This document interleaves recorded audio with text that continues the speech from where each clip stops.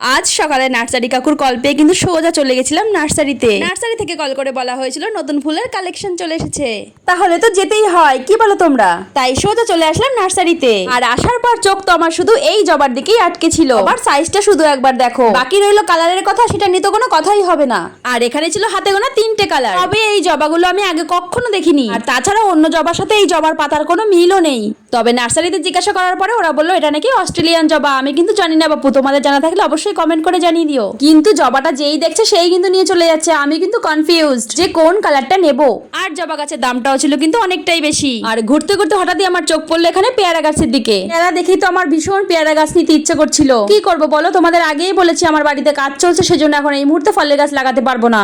আমি সমস্ত ফুল বা ফলের গাছ এখান থেকেই নিই। এখানে কিন্তু দারুণ দারুণ কালেকশন রয়েছে। নার্সারিটার নাম হচ্ছে পিয়ালি নার্সারি। এটা কিন্তু সল্টলেক 9 নম্বর ট্যাঙ্কির ওখানে। না, আমি কোনো প্রমোশন করছি না, আমি এখান থেকে নিই, তাই তোমাদের জানিয়ে দিলাম। যাই হোক, নার্সারিতে আসা মানেই কিন্তু পকেট খালি। এখন বাড়ি ফিরতে হবে, আর এদিকে অঝোরে বৃষ্টি নেমেছে। তবে একদিকে ভালোই হলো, অনেকদিন বৃষ্টিতে ভেজা হয় না। আজকে ভিজতে ভিজতে বাড়ি ফিরবো। আজকের বৃষ্টিটা ছিল কিন্তু খুবই ভালো, কোনো মেঘ ডাকাটাকি ছিল না, শুধুই বৃষ্টি হচ্ছিল। আর হ্যাঁ, সাবস্ক্রাইব করে দিও কিন্তু।